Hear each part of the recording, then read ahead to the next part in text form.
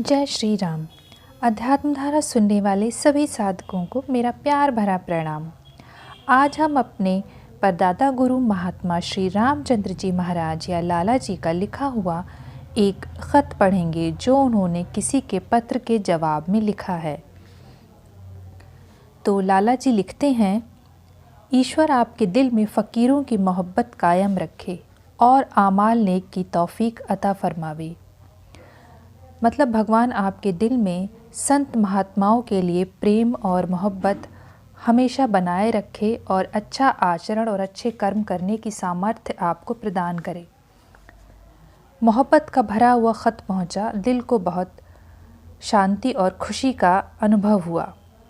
इसमें इस बात की तरफ ज़्यादा शिकायत थी कि सेरी खुराक से नहीं होती या खुराक नहीं पहुंचती या खुदा न खास्ता खुराक का मिलना बंद हो गया है। खुराक से यहाँ पर मतलब है किसी चीज़ की कोई मात्रा, जैसे कि खाने की खुराक होती, जैसे किसी की खुराक 2 रोटी है, किसी की 3 है, किसी की 4 है, कोई दिन में 2 बार खाता है, कोई 3 बार खाता है, तो कहते हैं कि उसकी खुराक 2 रोटी की है, दिन में 3 बार की। तो यहाँ पर ये खुराक से मतलब है शरीर की खुराक या भोजन नहीं, बल्कि आत्मा की खुराक से यहाँ पर मतलब है, आध्यात्मिक खुराक से ईश्वर का फैज़ या गुरु का फैज़ जो शिष्य प्राप्त करता है, जैसे कि स्पिरिचुअल एनर्जी का ट्रांसमिशन जो गुरु से ईश्वर की, जो गुरु से शिष्य में होता है, इसमें पास होना या दूर होना कोई मायने नहीं रखता है। दूर रहकर भी आप अपने गुरु से फैज़ हासिल कर सकते हैं। तो इसमें उसी खुराक को लेकर शिकायत की गई है। किसी ने लाला जी से शिकायत की है कि उसको अभी खुराक नहीं मिल रही है, बिल्कुल ही नहीं मिलती है या थोड़ी बहुत मिलती है, या फिर जितनी मिलती है उससे उसको तृप्ति नहीं मिलती है, उसको शांति नहीं मिलती है उतनी खुराक से।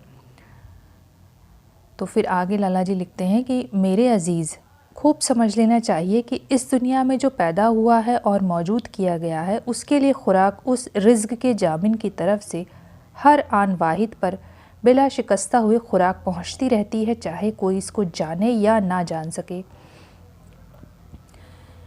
तो इसका मतलब है कि लाला जी कह रहे हैं कि ये खूब जान लेना चाहिए कि जो भी इस दुनिया में पैदा किया गया है या इस दुनिया में मौजूद किया गया है, उसके लिए उस परमपिता परमात्मा की तरफ से, इस दुनिया के बनाने वाले की तरफ से हर वक्त बिना किसी रुकावट के, बिना किसी विघ्न बाधा के, हर समय यह खुराक हर किसी के पास पहुंच रही है, चाहे वह इसको जान सके या ना जान सके।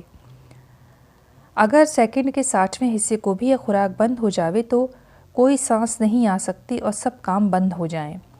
सूरज की रोशनी सब पर एक सी और हर वक्त पड़ती रहती है, कोई महसूस करता है, कोई नहीं। आगे लिखा, किसी को इसका असर ज़रूर होता है। मतलब कोई लोग हैं जो इस फैज़ को ज़रूर महसूस करते हैं। फिर आगे लिखा है कि इससे पेशतर की इस गिरोह की मोहब्बत तुम्हारे दिल में समाई थी और नेक मोहब्बत को अपना रखा था, और वह खुराक जिसकी बाबत तुमको इस वक्त शिकायत है, पैदाइश से तुमको पहुंचती थी और अब भी बराबर पहुंचती है। कोई घड़ी उससे खाली नहीं, सिर्फ फ़र्क महसूस और गैर महसूस होने का है। मतलब कि इस सत्संग में आने से पहले और इस भक्ति में और इस ईश्वर को याद करने में जो तुम अभी मशगूल हो, मतलब जब तुम्हारे अंदर ये भक्ति, ये प्रेम नहीं था, जब तुम इस सत्संग में नहीं आए थे, उससे पहले भी यह खुराक जिसकी तुम अभी शिकायत कर रहे हो कि मुझे नहीं मिल रही है, यह खुराक जब से तुम पैदा हुए हो तब से वह तुम्हें बराबर मिल रही है। कोई भी समय ऐसा नहीं गया है जबकि वह खुराक तुम तक नहीं पहुंच रही है। फ़र्क सिर्फ इतना है कि तुम उसको महसूस कर पाए या नहीं कर पाए। कंकड़, पत्थर, मिट्टी, घास फूस, चींटी, आदमी, देवताओं में, सब में इसका फैज़ और खुराक पहुंचना हर वक्त जारी है। अब अपने दरमियान फ़र्क तमीज़ और गैर तमीज़ का है, यानी दिन और रात में किसी ख़ास वक्त में असर हो जाता है और किसी वक्त पर बिल्कुल नहीं होता है। मतलब है कि ये फैज़ तो हर वक्त हर किसी को मिल रहा है, बस अपने बीच में, अपने अंतर में फ़र्क कर लेना है, अपने तमीज़ और गैर तमीज़, मतलब अपने होश, अपने विवेक, अपनी बुद्धि का, अपने अवेयरनेस का, कि आपकी अवेयरनेस, आपकी होश किस स्तर का है, आप उसको किस कदर महसूस कर सकते हैं। तो कभी आप उसको दिन और रात में कभी कोई ख़ास समय पर ज़्यादा महसूस करते हैं और कभी किसी समय पर बिल्कुल भी महसूस नहीं करते हैं। ये सब आपके होश या अवेयरनेस का स्तर जैसा जिस वक्त होता है उसके अकॉर्डिंग होता है। अब मुबारक हैं, आगे लिखते हैं, अब मुबारक हैं वह लोग जो सेकंड के 60वें हिस्से में भी अपनी तमीज़ से गुम नहीं होते हैं।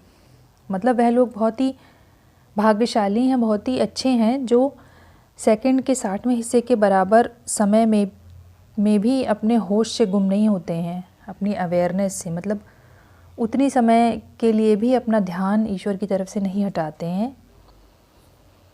वो लोग बहुत भाग्यशाली हैं।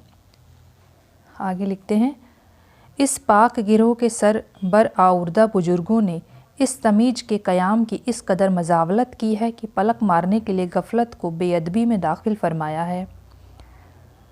मतलब इस सिलसिले के बुजुर्गों ने, संत महात्माओं ने इस होश को, इस अवेयरनेस को, मतलब ये होश, ये ख़याल की डोर जो हमेशा शिष्य की या भक्त की अपने ईश्वर की ओर या भगवान की ओर लगी रहती है हर समय, और वह अपने ईश्वर से या गुरु से फैज़ हासिल करता रहता है, उसकी इस तरह से उसकी इम्पॉर्टेंस बताइए, उसको इतना बड़ा और इतना महत्वपूर्ण माना है इस होश को या अवेयरनेस को, कि पलक झपकने में भी जितना टाइम लगता है, अगर उतने समय के लिए भी आपने अपना होश गंवा दिया या ईश्वर को भूल गया, आपका ख़याल ईश्वर या गुरु की तरफ से हट गया, तो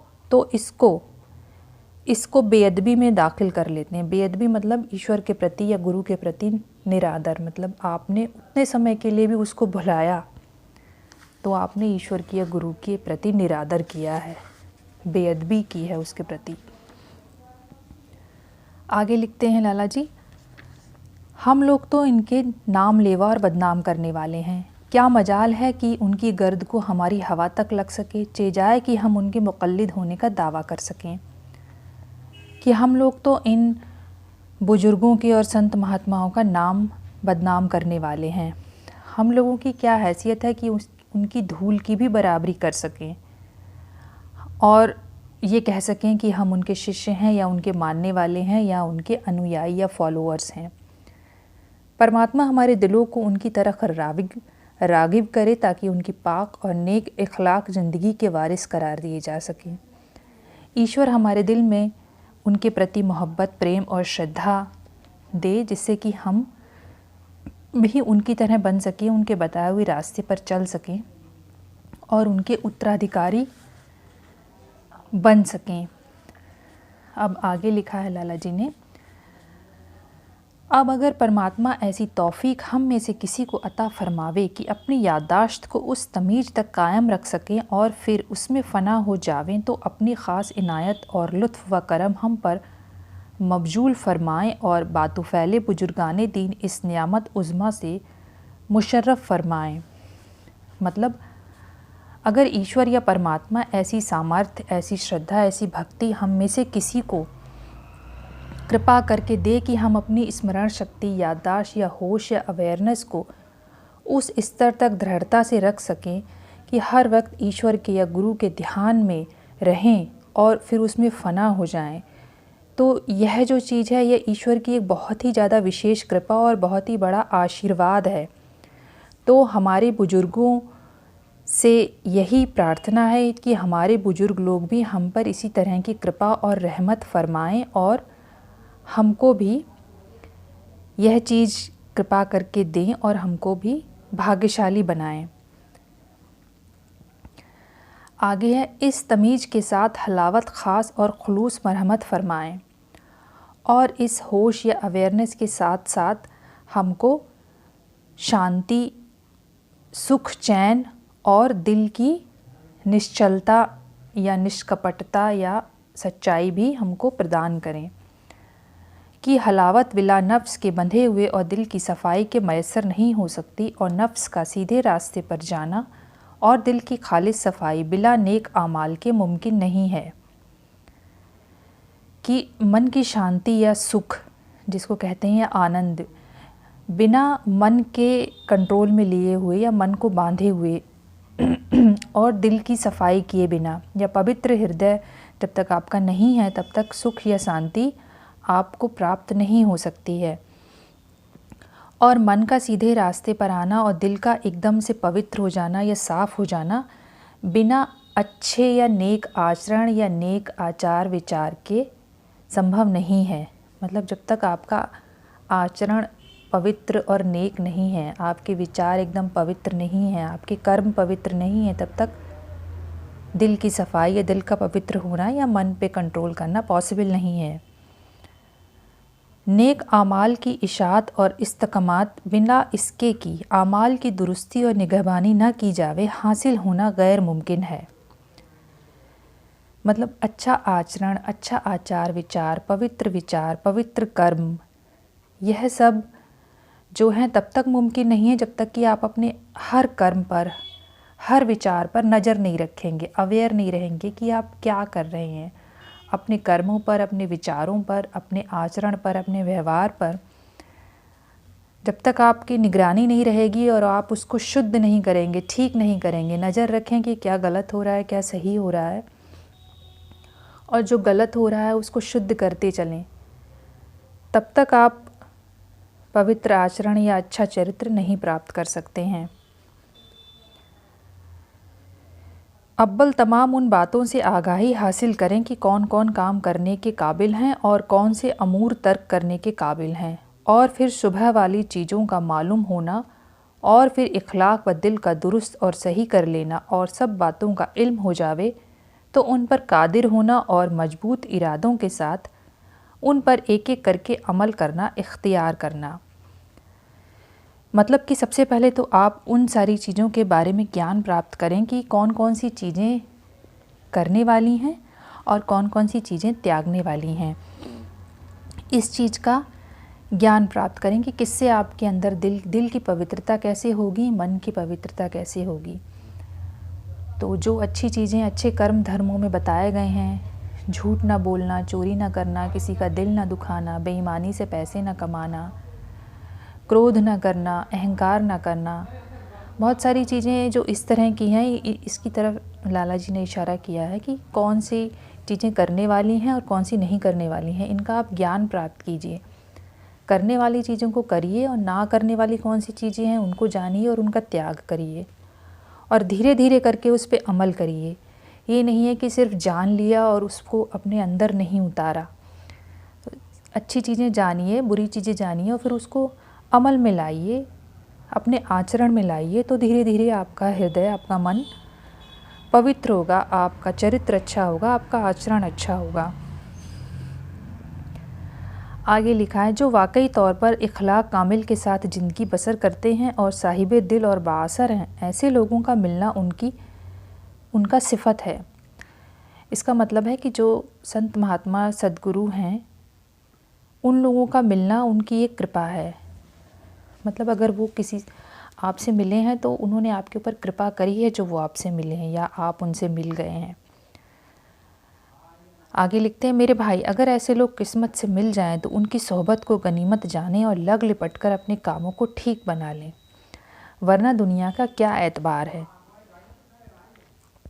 कहते हैं कि मेरे भाई अगर ऐसे लोग, ऐसे संत पुरुष, ऐसे सद्गुरु, ऐसे संत आपको अगर आपकी किस्मत से, आपके सौभाग्य से मिल जाएं तो फिर उनसे एकदम लग लिपट के एकदम उनकी संगति कीजिए, उनका सत्संग कीजिए और अपने जीवन का जो लक्ष्य है उसको प्राप्त कर लीजिए।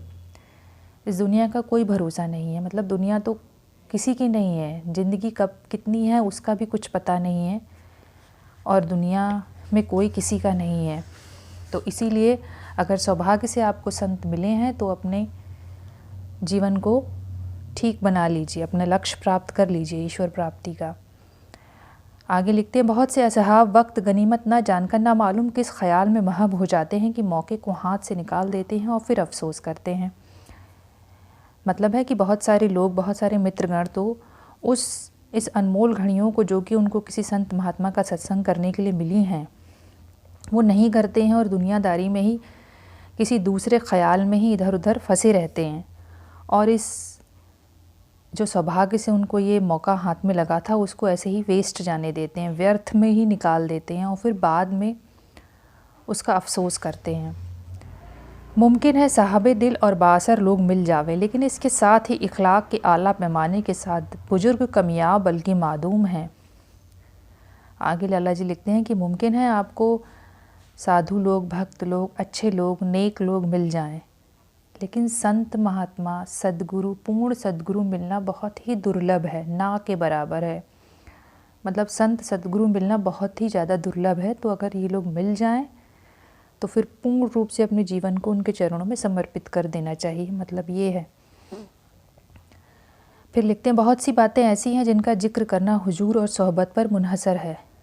मतलब बहुत सारी बातें ऐसी हैं जिनको ख़त में लिखकर समझाना नहीं हो सकता, वो आमने सामने बैठकर ही समझाई जा सकती हैं।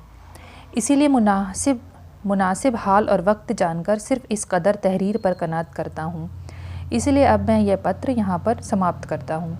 आइंदा बशर्ते फ़ुर्सत और मौका अगर ईश्वर मुझको तौफ़ीक देगा और आपकी हिम्मत आली इस किस्म की तहरीर की मुतहम्मिल और आरज़ूमंद होगी तो और फिर चंद सतरें लिखने की ज़रूरत करूँगा।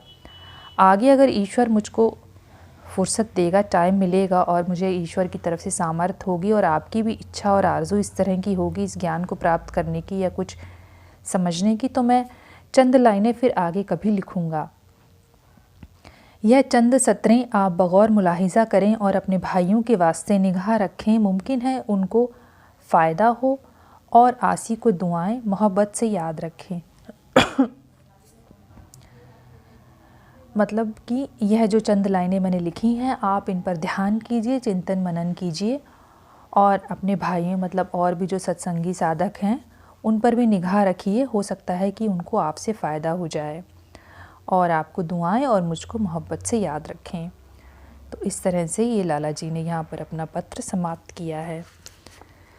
तो उम्मीद है कि हम सब लोग लाला जी के इस पत्र से काफ़ी कुछ सीखेंगे। जैसा कि लाला जी ने कहा है कि गुरु का फैज़ या गुरु की शक्ति, उनका प्रेम हर वक्त मिल रहा है वो खुराक हम सबको, लेकिन हमारा ही ध्यान, हमारी तवज्जो उस तरफ रहती नहीं है तो हम उसको महसूस नहीं कर सकते हैं। और अगर हमको कोई संत सतगुरु मिल गए हैं तो हमको उसका पूरा लाभ उठाना चाहिए। अपनी ज़िंदगी के अनमोल घड़ियों को ऐसे व्यर्थ नहीं जाने देना चाहिए। अगर हमको सत्संग का, गुरु का सौभाग्य मिला है तो अपने जीवन के परम लक्ष्य ईश्वर प्राप्ति की ओर हमको पूरी दृढ़ता के साथ, पूरे सच्चे मन के साथ चलना चाहिए उस रास्ते पर। तो आगे फिर मिलेंगे, तब तक के लिए नमस्कार। जय श्री